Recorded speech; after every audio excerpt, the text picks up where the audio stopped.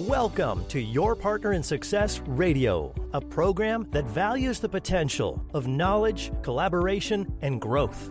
The show is hosted by Denise Griffitts, who is known as an intensely curious nerd in stilettos. Each Wednesday, she is joined by co-host Ben Gay III, a renowned figure in the sales world. Ben is recognized for introducing The Closers, one of the most popular and powerful sales training materials ever produced. Having been mentored by Dr. Napoleon Hill himself, Ben has gained a wealth of knowledge in sales and life. Throughout the show, Denise and Ben delve into the world of sales, entrepreneurship, and success. Good morning and welcome to another episode of the Closers Inner Circle podcast, hosted by Your Partner in Success Radio.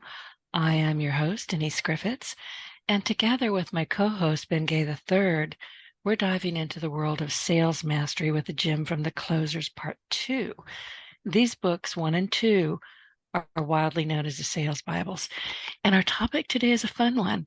We're opening up the Closers Part 2, page 93, Study Robin Hood. I love that title, where we dive into the critical sales personas, the amateur, the fearful, and the grateful. We're also going to discuss how recognizing and nurturing these types can transform sales strategies and outcomes. Now, the last 2 episodes, we were working from page 137, and that was from the chapter titled Watch Your Mouth. Another one, I love the title. And they were dedicated to the importance of communication. So if you haven't listened in yet, be sure to settle in with both episodes and then send us any questions you have about the topic. We always enjoy hearing from you and answering your questions on the show. Ben, welcome. It's Wednesday. I love chatting with you each week.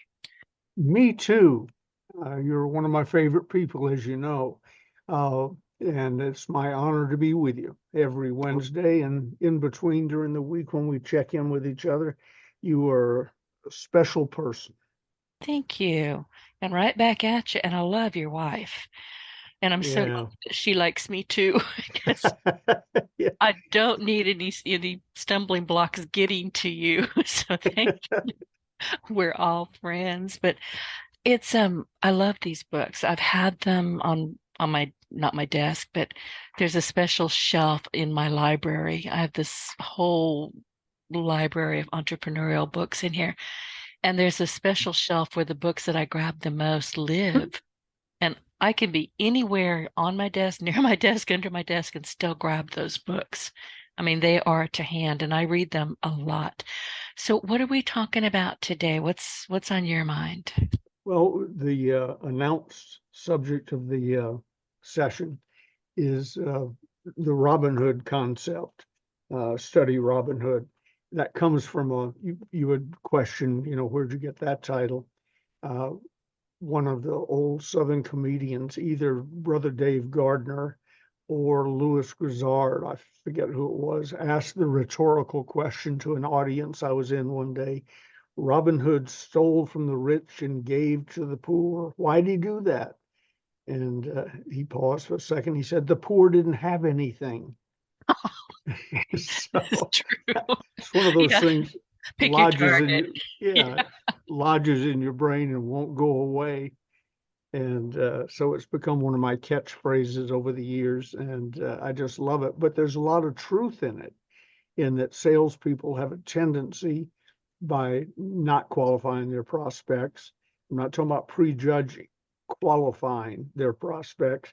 They spend an enormous amount of time with people who couldn't possibly buy their product or wouldn't have it if it were free. I saw something on television the other day, I forget what it was, and they said, how much would you pay for this? And I said, how much would you pay me to take it? I have no interest in whatever it was. It would just be something else to store. And so qualification is important. And one of the reasons I've figured out over the years that salespeople do that is the people who have no money or aren't qualified to buy your product will spend inordinate amount of time with you because you're not a threat to them. They know in their heart when you're through with your little presentation, they're either not going to buy or can't buy. Same difference, I guess. It may not be an objection, it might be a condition. So they'll chat with you and have fun with you and laugh, and you think you're having a wonderful time, not realizing what you're doing is just wasting time that would be better spent getting to someone who can buy. And so that oversimplified is the concept. Spend your time with people who could buy if they had a need, or you could create a need, and you have an effective, probably scripted sales presentation.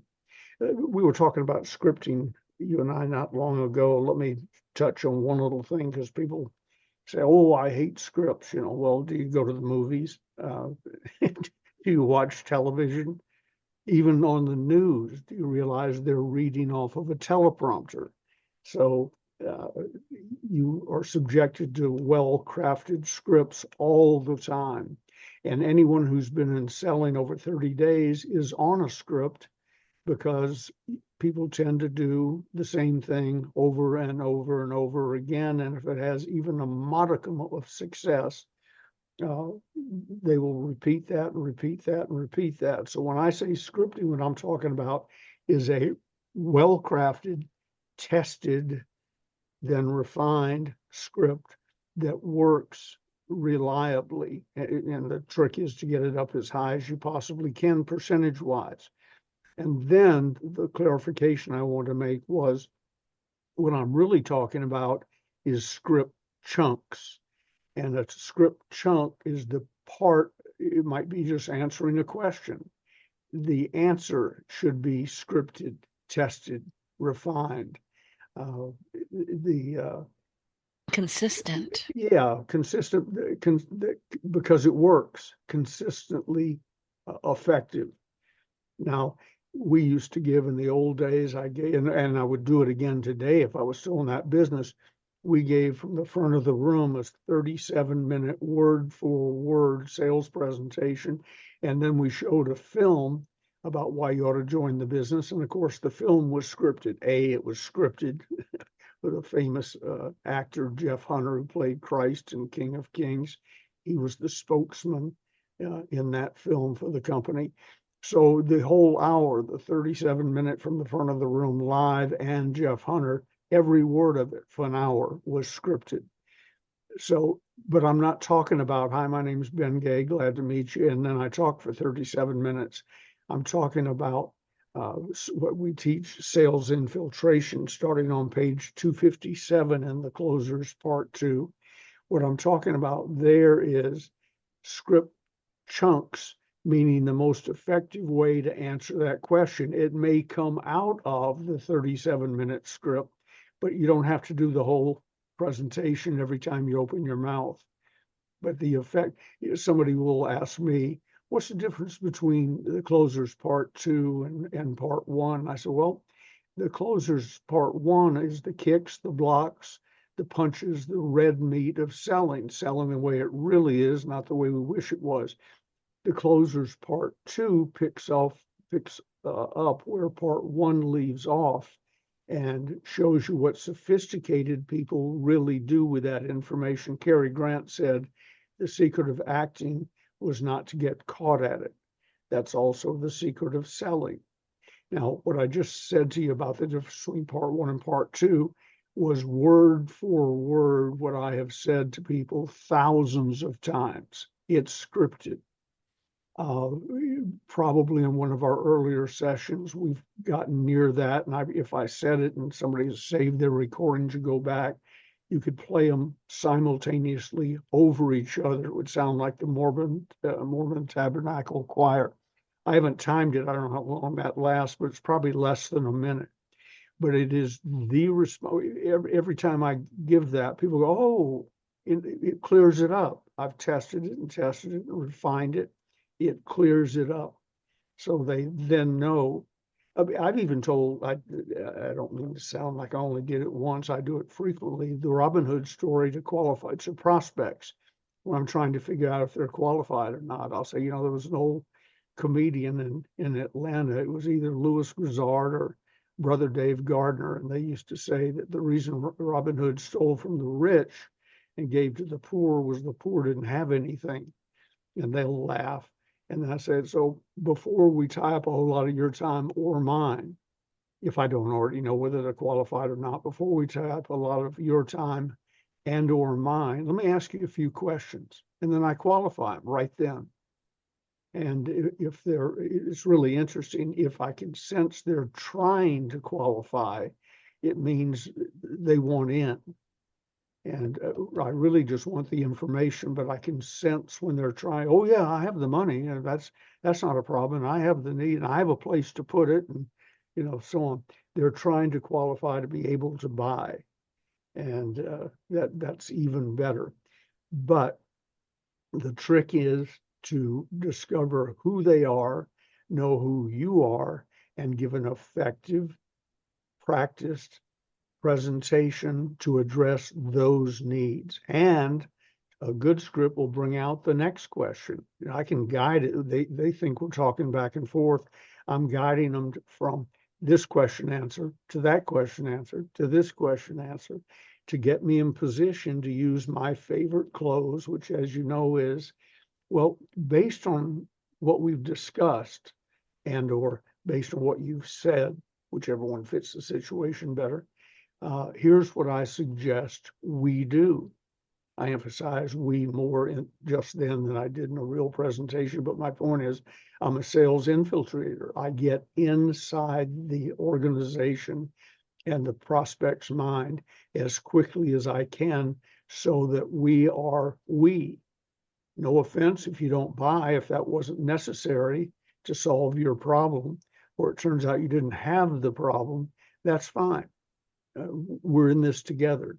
And as I've told you many times, I have customers that go back 50 and 60 years, and some that bought for the first time yesterday or this morning. But that doesn't make any difference. I'm always looking for the long term. I've gotten to the age where a new customer today, I won't be dealing with 50 or 60 years from now. I'll be a fond memory, perhaps, in his or her mind. But it's long-term selling. I've told you the story of the car thing. If the guy who sold me my first new car, a 1972 Volkswagen, had stayed with me and followed up, I don't blame him for not doing it. I was just a kid. I was 30 years old. Well, that was a Corvette, pardon me, 1968. So I was in my late teens, early 20s, and he probably didn't have a whole lot of reason to look at me as a long-term situation. But had he stayed in touch with me today, we would call it drip marketing. He didn't have to call up and try and sell me something every 30 days. Just stay in touch. Remind me you're alive. He would have sold and or leased to me over 600 luxury automobiles, because that's how many I've bought or leased since that day, starting a couple of years later. He would have potentially had all that business, and one retired and then later died. The second one retired, and I don't do that much anymore. But the 600 plus automobiles that I bought or leased were spread out among two people. Grand total, two people. Two people treated me right. Now, if I'd kept a log along the way, I probably had reason to be in contact with and could have done business with another 20 or 30 automobile salespeople, but they don't even cross my mind. I don't have names. I don't have faces, because they treated me as a one-time transaction, or because I didn't buy, just probably threw my prospect card in the trash can before I got out of the building. So Gotcha. qualify them, understand you can't get blood out of a rock. You can't, but you can stay in touch with the rock. It may have blood in the future. You can put it in your pocket and treat it Yeah, like a rock. exactly. Make it a talisman. That's exactly right. And the thing about talking with people, and you just reminded me of something that's happened in the last couple of weeks with me, and it goes back, but all of a sudden, I've had 4 conversations, 4, count them. I'm still counting them, going, this did not happen, but it did. All of a sudden, I've had 4 conversations, 3 of of which, I mean, and they're all 10 or more years older from my original contact with them or the original work that I did with them. All three of them are now working with me. We've signed the contracts. We're with three. Boom, boom, boom. The fourth one, again, in that 10-year, arena, I can't even come up with the word, but that 10-year time frame, contacted me on Facebook. And she was my guest, oh God, 150 years ago, since I've been doing this for so long. And she said, I don't think you remember me, but I was your guest on your Partner in Success. I said, sure, of course I remember you. And she had gone way underground. She had some health issues, I think, and she's coming back. And I suspect that she wants me to bring her back on the show, and I probably will once I see what she's up to now. But all of these people, 3 women, 1 male, 10 years or better, and they all popped up at the same time. It is a long, long game. And that doesn't mean that I'm playing a game with them. It just means that I stayed in front of them. I kept in touch with them. And here we go again. Absolutely. And I've told you, my drip marketing is usually not aimed at selling them something in particular. Right. It's just saying, hi, I'm still alive. Yeah. In case you were wondering. I'm still here. Can you hear me now? Silly commercial. But yeah, you can't just say, well, I'm not doing what I used to be doing and blah, blah, blah. I'm just going to go quiet while I rebuild or while I do something different. Now you have to start over. Mm-hmm. It's just, and I had another client and I could not talk her out of doing something that I thought and continue to think was remarkably silly. And she's like, I just don't like social media. I don't know why she didn't. She didn't touch it. I did, and her office manager did, and it was beautiful social media. But she wants to close her business. I know what you're going to say.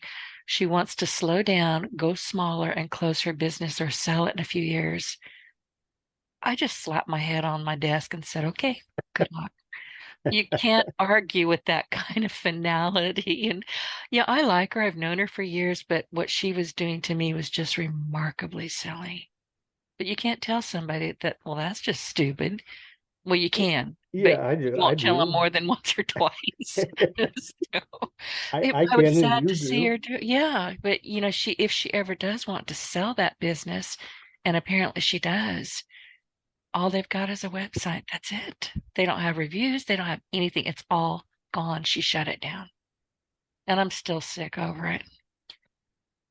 This reminded me, I'll leave his and her name out of it, but a famous author, a little long in the tooth now, but still alive and kicking.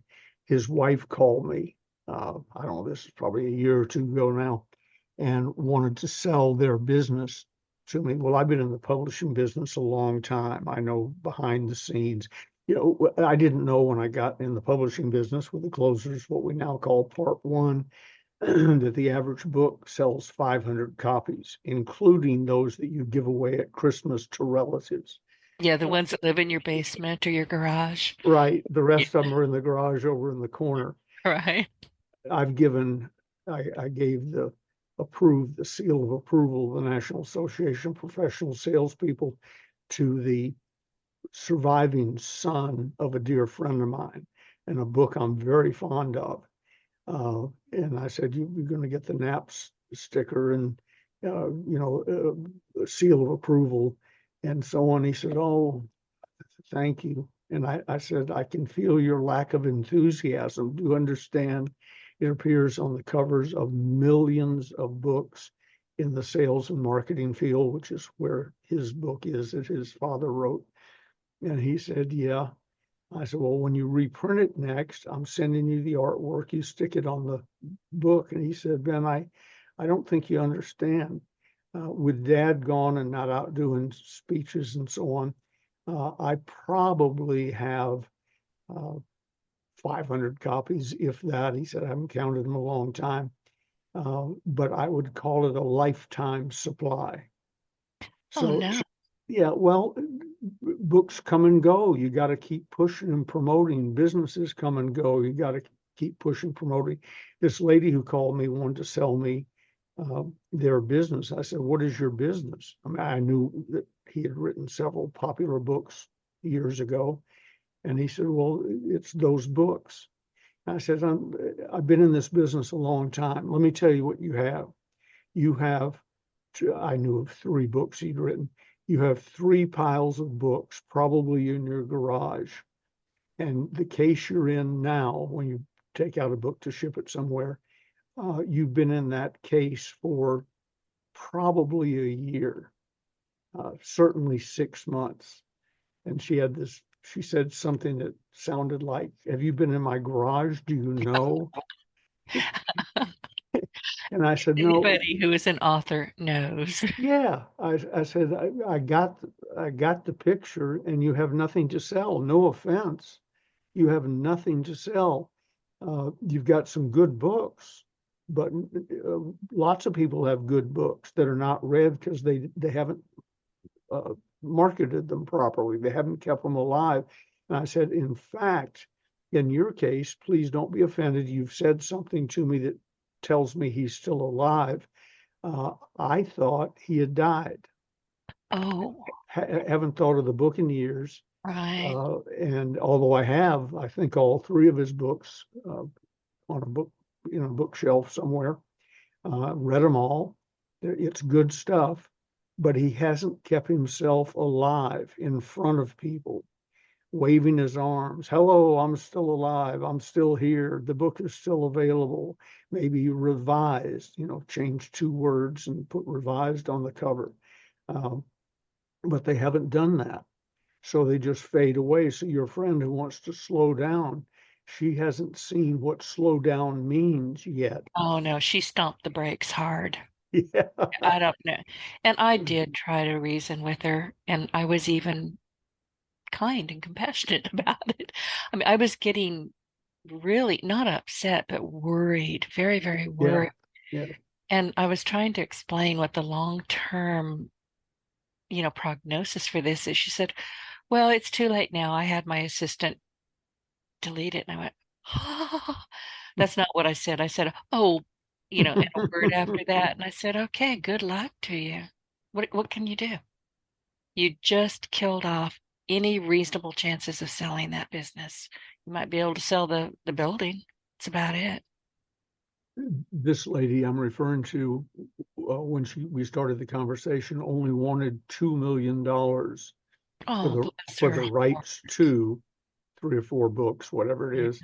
And she said, and you can have all the inventory. I said, okay, well, there's hard printing costs. There's $400 or $500 right there. Now, how do we go from there to 2 million? Well, I said, no, that's the point. I didn't know. I thought you guys were out of business and he was dead. Ow. But Well, it's you're right. true. I mean, yeah, I know. I'm not arguing with you. I'm Yeah. just thinking from her hearing that she was probably saying, "Oh, like I would," like, "Oh, gee," but probably under her breath. But listen, some of the best books that I've got in this room, my entrepreneurial library, some of them are quite elderly in terms of how we, churn them out these days. But if they're really good, and I'm reminded, and what you said is just so, so important, I'm reminded that I've got that book because I've got hundreds of books in here. I've read them. I've reviewed most of them. I'm still reviewing some of them. But once they go on that shelf, I'm one of those, I'm not a hoarder, but if I were, you could turn me out of sight, out of mind. I've forgotten already that I've got it. Sure. You just have too much stuff around these days. But if I see somebody's, there's, oh, I've got a new book, or they're pulling something from the old book, I'm like, oh, I've got that. And off I go with my little flashlight because, those bookcases are crammed and I have to have my flashlight shining on the binders, not the binders, but, the end, whatever, to the end of it, the edge of it. I We're can't talking even. about the spine. Yeah, yes, that's it. All Thank right, you. good. And it's going to be a long day already. But I'll go, ooh, ooh, ooh, let me go see. and I'll read the book again, or I'll pick something out of it that was important to me back then because they've got sticky notes in them and, bookmarks. And I'm like, oh, yeah, I remember that. And I may go write a blog post about it. It may send me off on another track entirely, but you have to remind me.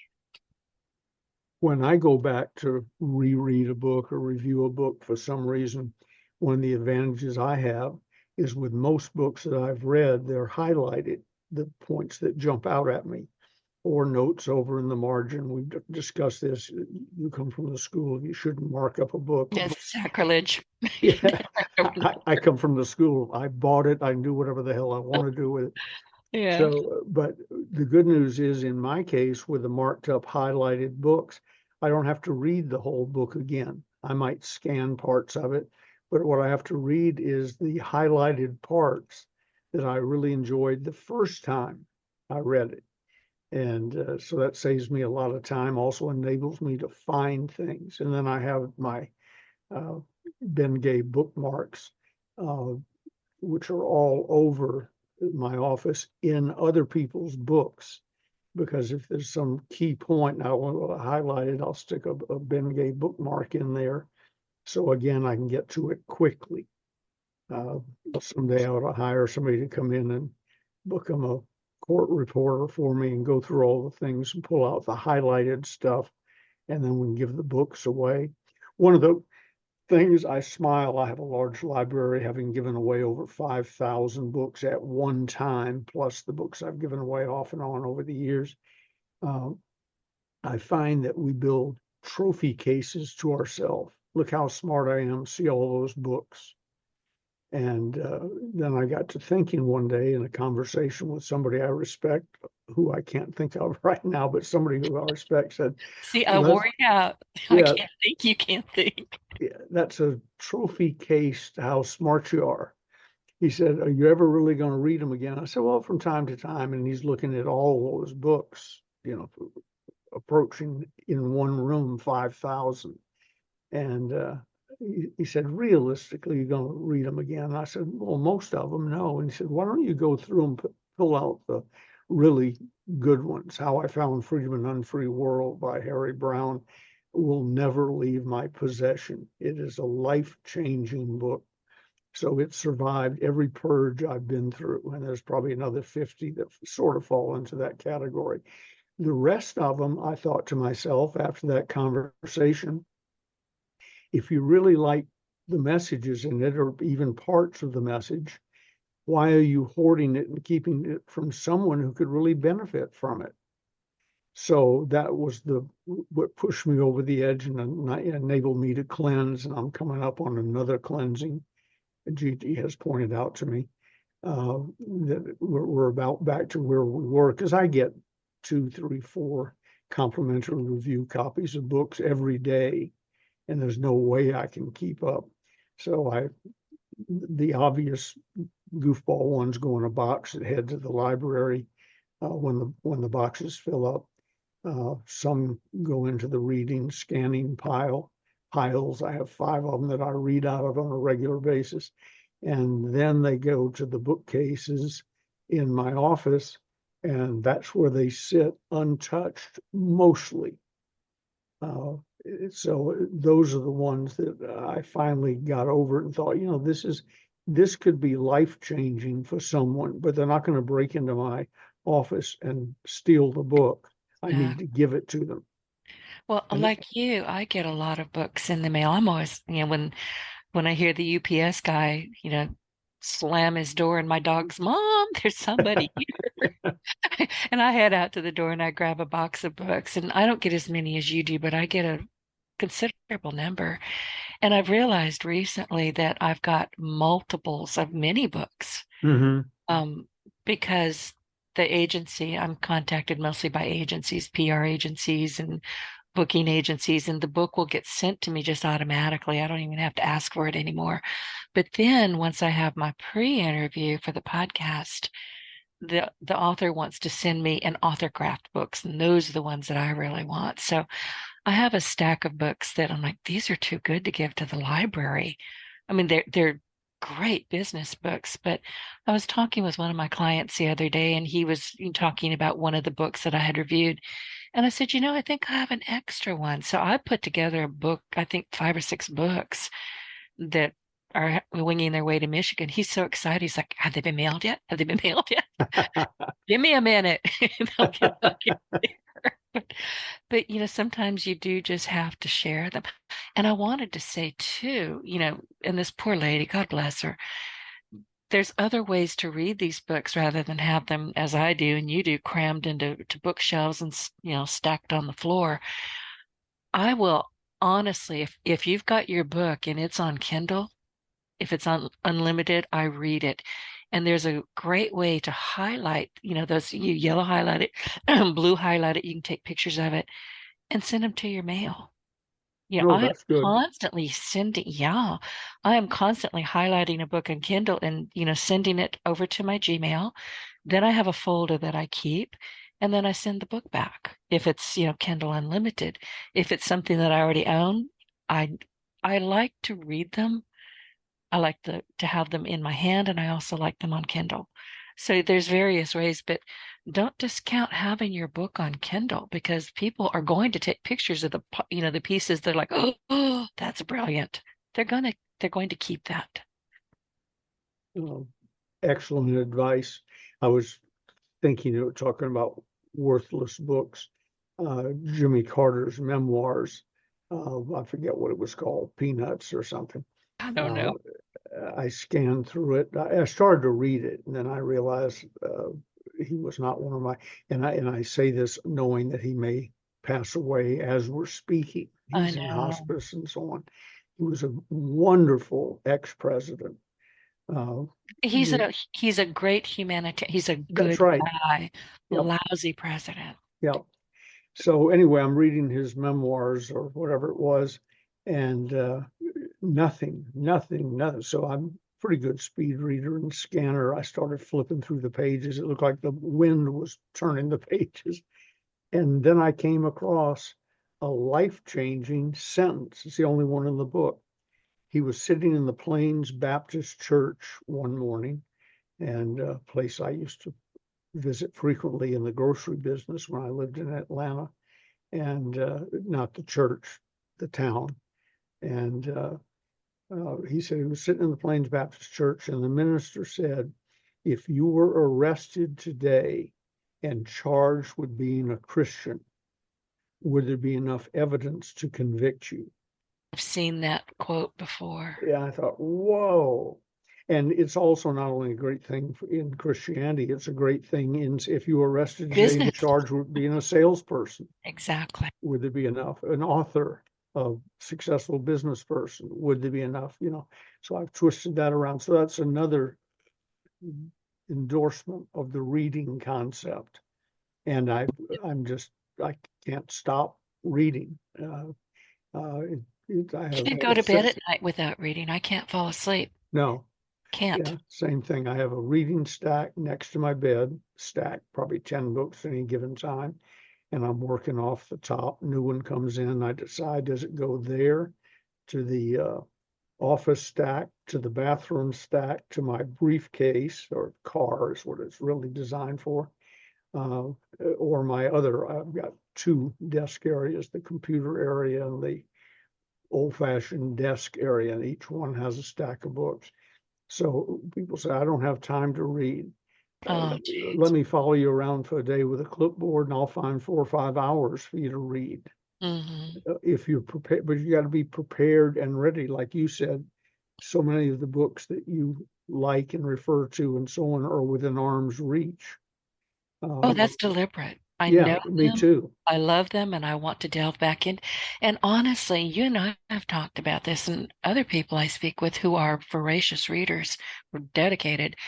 The thing is, you can pick up a book, and I do this with the closers part too all the time. I'll pick something up, and I've read that book. I can't tell you how many times I've read it or piecemealed it or just, flipped open to a page, and there was something. I will always find something. I'll say, how did I miss that? Or, perfect, that's exactly what I was looking for at this time in this place. There's But always something there. you're a different person than you were the first time you read it. Exactly. Yeah. So Exactly. Different the perspective. old saying people are fond of quoting like it's a coincidence. They say that when the student is ready, the teacher will appear. Well, let me explain that for those who perhaps look at it the way most people do, coincidental. The teacher was always there, always. You were finally ready to receive what they've always been saying. So the first time you read a book, you may not have been ready for that or didn't need that or what have you. It doesn't mean read the whole book cover to cover again. Again, in my case, I refer to the highlighted pages, and if something really catches my eye, I might add some highlighted ones to it. But it's the constant input of learning. I'm complimented by people say, "You're such a good conversationalist. How do you know all that stuff?" I read constantly. I I read read. anything, everything. Yeah. I have a cereal box. I don't own cereal, but if there's a box there and I've got nothing else, I'll read the darn box. Yep. Yeah. I'm reading have frequently read the direction. There's a hot sauce out now with the Tabasco brand on it and Michelini and company on the label. But Yeah, they're right down the road from me. okay, well, Literally, they're right down the road. well, I've been down your road then frequently. Dad used to sell Tabasco, and I would travel around with him, and we would go visit them from time to time. But anyway, this new hot sauce, which is sriracha, I think is the one that was I don't really know. putting a dent in their sales because it's really hot and very good and so on. Suddenly I notice not they haven't changed regular Tabasco, but the the new Tabasco Sriracha. I wish I had a bottle in front of me. I could read exactly what it says on the label. Is their version of the hot one that was kicking them a little bit not too long ago. So somebody went to somebody, Sriracha went to them, or they went to Sriracha, and they put together this thing where you get the recognizable Tabasco brand, the logo that we all know, etc. Then talking about reading, waiting for a piece of toast to pop up or something, I flipped over the bottle of this favorite hot sauce of mine now. And I was reading down through the label, and you know how they have the ingredients in order in which they appear. There was, water, vinegar. The last ingredient, the one in which there is the least of it, is Tabasco sauce. Everything else is marketing. Just, Right. here's a label, it's in the right place on the shelf in the store. It's red. Waitresses will say to me, "Oh, we have this and this and this." I said, "Red and hot. That's what I want. It's red and hot. Almost any brand will do." But when you get down to the end, I'm picturing somebody from Tabasco walking past a 100-gallon vat of this new stuff and shaking 2 drops in it so they can say there's some in it. But it's on the front, it is the label, the logo, Tabasco on the back. It's the last thing in it. And So where I I thought come that from, is good. it You talk about is. sales and marketing. I Wow. know, and they're good. I mean, they've been around here for a long, long time. But to me, Tabasco sauce, I don't like ketchup. It's a bunch of sugar in a tomato. That's just Hmm. nasty stuff. Yeah. Oh, like I don't eat hot dogs unless it's wrapped in a flour tortilla with onions and Tabasco sauce. That's a hot dog. Yeah, I'm with you. I You can't love that. fool me otherwise. Like, nope, you're not gonna give me, pickles and a bunch of white bread. No, no, no, no. Where's the Tabasco? No Tabasco, I'm out of here. Yeah, I'll take Tabasco or mustard and onions, chopped up onions. That's all I want on a hot dog. And I've had the fancy ones and the chili dogs and all that stuff. Just where is the mustard or Tabasco and where are your onions chopped up? Don't mess with it. That's classics. And we're supposed to be talking about sales, which we kind of are. We because are with marketing we are on the definitely. Tabasco brand. Yeah. Yeah, definitely. And in fact, when I would travel back home, to go visit my parents, I would always take a little mini Tabasco bottle with me because I knew they were going to try to give me some bland kind of stuff, Hmm. whatever it was. It's like, no, I would take Tony Chachere's seasoning with me and Tabasco sauce. And I never got home with it. Somebody would always manage to get it out of my purse before I got home. A brother or sister, somebody always swiped. They hauled off with it. Or the people at the gate who Oh, they'll are make you throw it away. The last time I went through, they said you can't take it was salsa of some kind I'd picked up, and it was I'm still mad about it. They made me throw it in the trash. Whoever that person was, I hope that she had a miserable life. I really do. That was I not believe that as nice. soon as you got out of sight, she reached in Oh, the trash yeah, can. they took it. They had a lot of fun. They all had a picnic in the back. I know they did. Cookies, what bottles of water. It's ridiculous. But anyway, I wanted to talk with you, and now I need something with Tabasco on. I'm going to make some scrambled eggs. All Okay, right, there you go. I haven't eaten today, but let's talk about the fearful. I mean, let's start there because there are strategies that you have that are proven effective in overcoming the fear of rejection and failure. And scripting, I know, is one of those. But what else can we tell people who are just like, this is not for me. I can't do this. They're going to tell me no. I mean, I can hear it in my head. Yeah, you've got to screw up your courage to learn an effective script and use it. Just a couple of times, I've told you my experience where I was asked not to attend meetings anymore because Right. I never brought anybody, but I was there every night, so people thought I was good and making money like some of the people were, and they would call me over and I'd blow off their prospects because I didn't know what I was doing. But the first time I learned, after being told not to come back to the meetings until I learned the scripts and invited somebody using the invitation script, and they came, and then the meeting was given, and then the lights came up after the film said, turn to the person who brought you here and ask how you can get started in Holiday Magic Cosmetics. And the people turned to me, and I remember I almost couldn't catch my breath, but I started through the script and scared to death. I understand the concept and thinking to myself, why did you join this business? Just wait for your father to die and inherit the food broker's business. Life could be simpler. And so, which my father suggested when he fired me. That, that's what I was up to. I like your dad. Yeah. Fired me and Jimmy Rucker, my running buddy, on the same day. It was my birthday.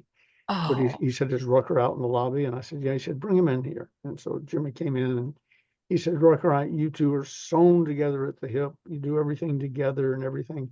And you're in this new business together. God bless you. And tonight we're having the birthday dinner, 7:30, be there. And for Ben's birthday. And he said, oh, yes, sir, Mr. Gay. I, sir, will. He said, so I'm going to give Ben his birthday present now, and I'm going to give you yours early if you don't mind. Jimmy says, in October. He said, oh, no, sir, I don't mind. He says, oh, great, you're both fired. So he said, I'm did I giving you mention your, I really like your dad? yeah, he said, you don't have the courage to go do what you're doing. We were making more, we have to split it, but we were making more a month than my father was probably making a year, and still hanging on to our little retail detail jobs. So I understand fear. First time I spoke in front of a big crowd, well, for me, a big crowd started about 500, but then the first time I spoke in front of 5,000 people, I gave serious consideration to slipping out the door, going up to my room and pretending like I had slept through the experience. I had a whole story made up in my mind, and somebody, thank God, up in the rafters knew who I was or had been told to look for me, put a spotlight on me because the introduction was starting and I couldn't get out of the room. So if you're fearful about asking for the order, fearful about using the script, fearful about giving sales presentations, I've been there. Here was my cure. I did it once and it worked. gave my little presentation to 5 people, as best I recall, 5 buying units. Husband and wife is 1, guy by himself is 1, and so on, to 5 buying units, gave my little presentation. All 5 agreed to buy. 4 got out their checkbooks and wrote checks. Yes, it was before credit cards. Wrote checks, and the other one needed some time to put some financing together. And I made more money that night, and not counting somebody else gave the meeting, in my little 10-minute presentation than I had made ever in a year. And that's what cured me. I don't mean it was without nerves, but now I paw the ground waiting to get in front of a customer. It's what I do. It's what I'm good at. When I'm speaking, people say, are you scared to go on stage? I said, no, that was 40 years ago. Now I'm pawing the ground. Let me on, let me on. That's enough introduction. Call out my name. Let me go. Because I got successful on stage. I got successful giving sales presentations. I got successful in asking for the order, and it became fun. Now, I'm shocked occasionally. About 14% of the people I talk to, for one reason or another, don't buy. And that still shocks me. Buying doesn't shock me anymore. I expect them to buy because I'm a professional who has learned his presentations, whatever the product or service is. While I'm selling land in Arizona, hearing aids in Oregon, my own books and seminars and so on. I'm good at what I do, and I expect them to buy. But the only way to do it is to do it. You've got to take action and try it once or twice or 3 times. And once you have some victories under your belt, you can't wait to get to the next one. Where most people, salespeople, die is they never get the nerve to do it once or twice.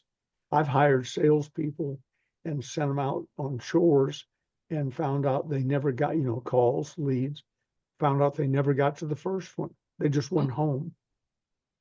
Went through a sales meeting, in some cases went through a week-long sales meeting, were given their lead, got in their car and went home. It's like, and then wouldn't answer the phone. So it is a legitimate fear. Fear of public speaking is the number one psychological fear. I've read in many studies. I have no reason to disbelieve it. Number one psychological fear ahead of death by fire. Second has got to be right up there is asking for the order, giving a presentation and asking for the order. And the only way around it is to do it. Zig Ziglar, when I started watching him before he worked for me later, I offered to carry that pump he always had with him, the old farm pump.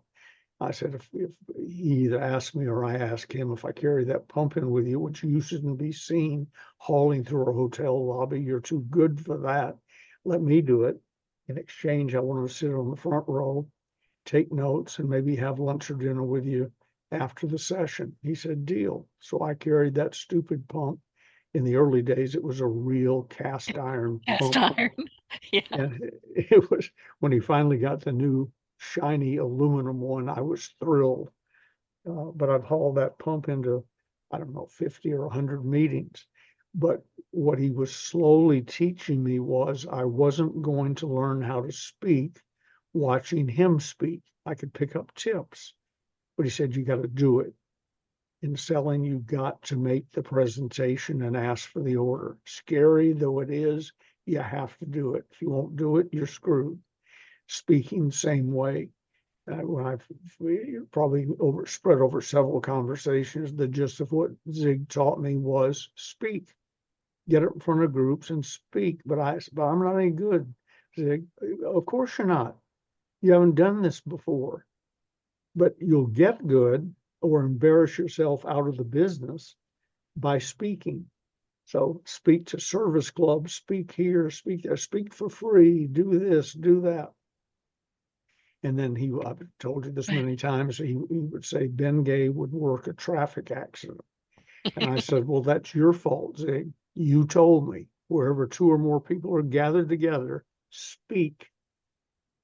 And then it got easier and easier and easier, and I got better and better and better. And then instead of selling 5 people at a table, I've sold a significant percentage, 15,000 people with one sales presentation from the front of the room.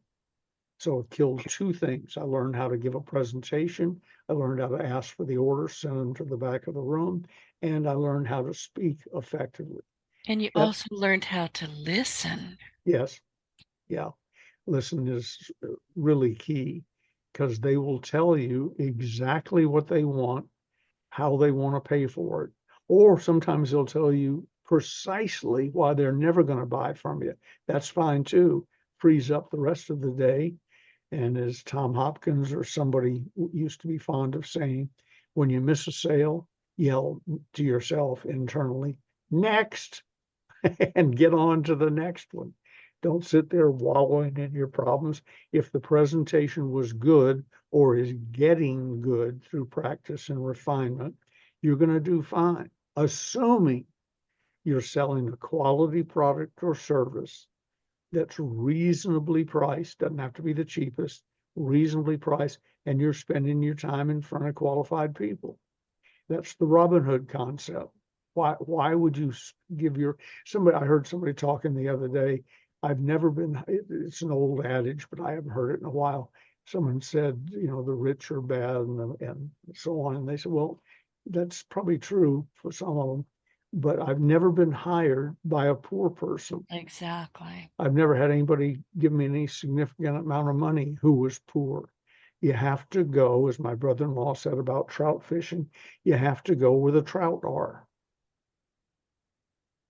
And yeah, exactly. I just kind of drew a blank there because I was thinking, back to a cow field, a bunch of cows, you could always tell when the fish were biting because you could watch the cows. I'm not joking.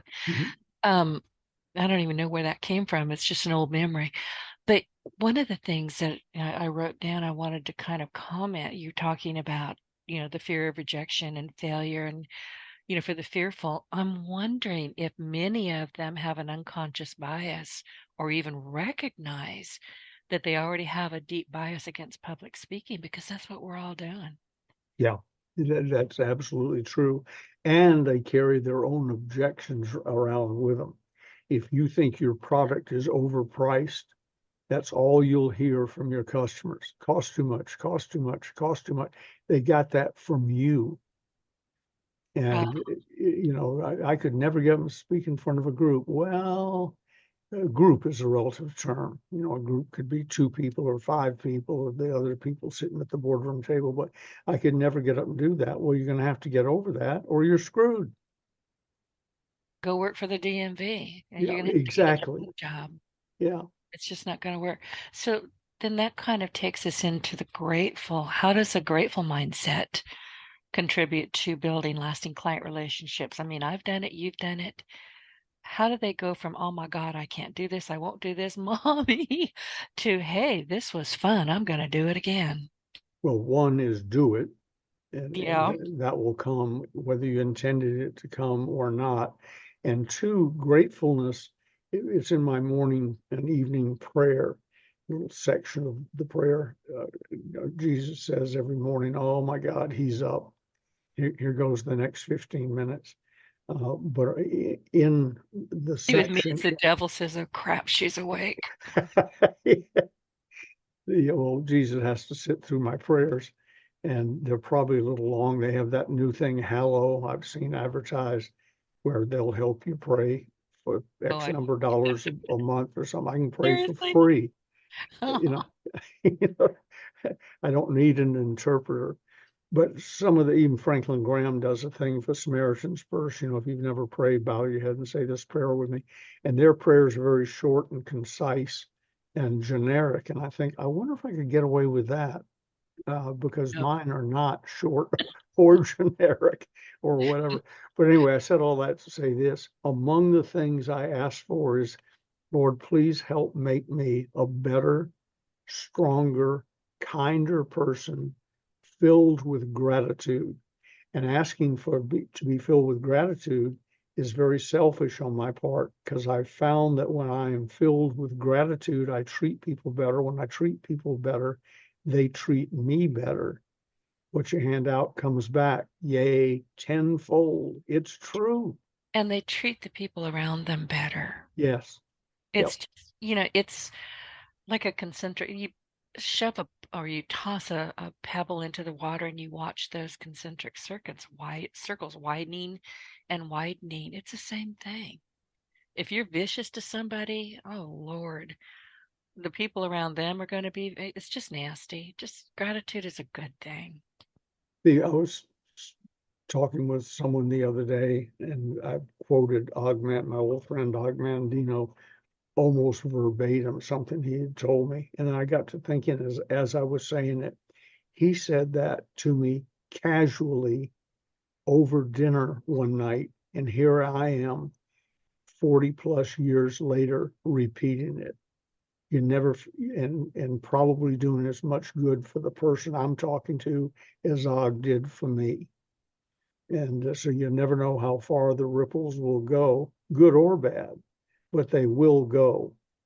And you will have a positive or negative effect on somebody that lasts way beyond your imagination and probably way beyond your life. I was talking to a gentleman from my old neighborhood in East Lake, Atlanta, and he said, I don't remember, truth is, I didn't remember him. With a little refresher, I remember he was a neighborhood kid, but he said, I don't know if you remember when I came to your house. Answer, no. I didn't tell him that, but no. And he said, your father came out of the back room into the living room. He said, with such style and grace, and sat down. And he said, I forget why he would have known I was having this problem.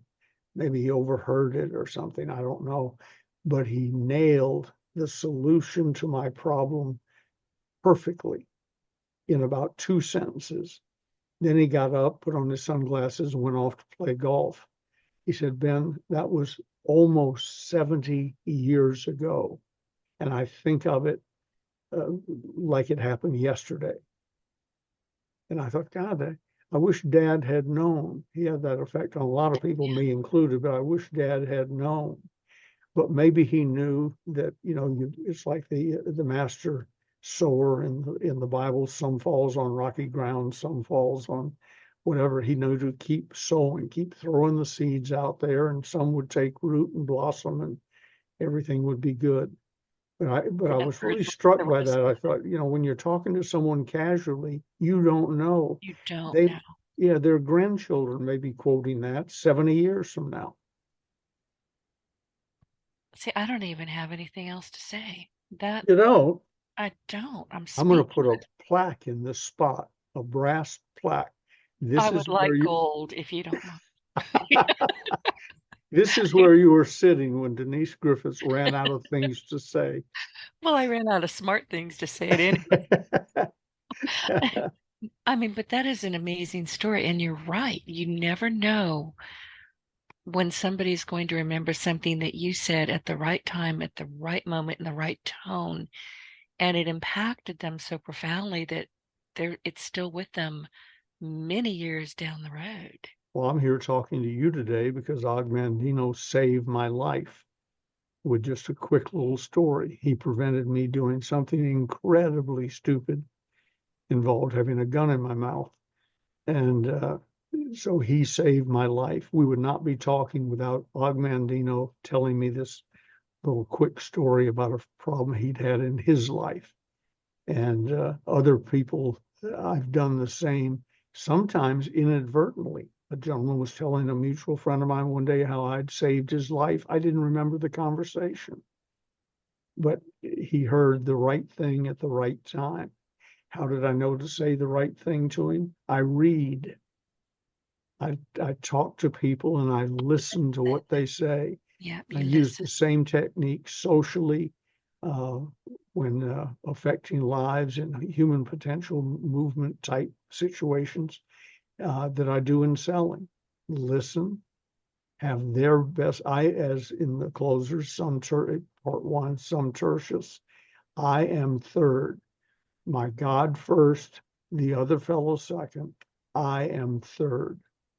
And I try and keep that in mind, literally in mind, when talking to people, whether it's a sales situation or a life-changing or life-saving situation. I am third. You're moving your ego way out of the way. Mm-hmm. Okay. That makes perfect sense. I don't remember you telling me about Augmendino. You'll have to tell me that when we're offline sometime. Okay. Because, my friend Jim Tunney was good friends with Augmendino, and I've got several, I'm aware of him. I've read his books, and, who doesn't know who Augmendino is? So that's definitely a story I want to hear. And as usual, we are out of time. I did not have an opportunity, though, to ask you about the how organizations, for the amateurs, how organizations can best support their enthusiastic learners. But I think we kind of covered it anyway. Yeah. You covered it by saying, go to these organizations, get up, speak, encourage them. Yes, you're going to be a public speaker. I don't care if you're talking to one woman and you're trying to sell her a spatula. You're still public speaking. So learn how to do it. Learn how to make good eye contact. Learn how to listen. Watch those little micro expressions if you're one-on-one. Pay attention. They will tell you exactly how they want to buy. Ben, where can people find you, your mentoring program, and of course, my entrepreneurial library started with the closers. Where can they find the sales Bibles, the closers? Here's the best place. Special pricing and free shipping, although I still sign and date them. You're buying them from another company, but the idea is the same. You go to stores, stores.ebay.com/Ronzoni Books, all one word, RONZONEBOOKS. Everything there comes with an unconditional lifetime, no questions asked, money back guarantee. And as I said, better pricing than you can get at my website and free shipping. So that's where you get the closers and several other books that we offer, recommend. There is a closers 1, a closers 2, 3, 4 is being written, 5, and on. So that's where you go. Well, that was what is his name? He's Greek, right? Can't remember his name now. But I have part 3. Yeah. I have a tough time pronouncing. Yeah. Paul Democratou. Yeah, Democratou. Nice guy. As many times I've talked to him, I haven't had the nerve to say, have you ever known somebody so long you can't ask them what their name is? Well, it's Democratou. So Yeah, okay. That's what I say. And he's had Uh, his own problems. He's had some real health issues. Yeah, But I think he he's has. okay now for right now. But anyway, okay, we're going to have to say goodbye. So everybody, if you need to get in touch with me, Ben has told you how to find him. I'm distressingly easy to find online, and you are welcome to contact me directly. Just call my toll-free number at 888-719-6711. Be sure to leave a message, and I will return your call just as quickly as I can, within 24 hours, definitely. So thank you, everyone, for joining us, and be sure to find us on your Partner in Success Radio. Just look for our names or the Closers Inner Circle podcast. Honestly, you can't throw a stick on the internet without hitting this podcast. And Ben, before I let you know, what are we talking about next week? Well, next week, I thought it would be good if we talked about, I'm trying to find my bookmark, on page 43, don't let them distract you. Don't let them distract you. Okay. Got it. I will be there with bells on and a good attitude. I'll even bring my good attitude this time. All right. I know, huh? So, Note your calendars, folks. So we're gonna go from a bronze plaque to a gold plaque. Eventually, you're gonna owe me a platinum one, so or an aluminum one, whatever comes first. Anyway, thank you, Ben. Love you. Talk to you next week.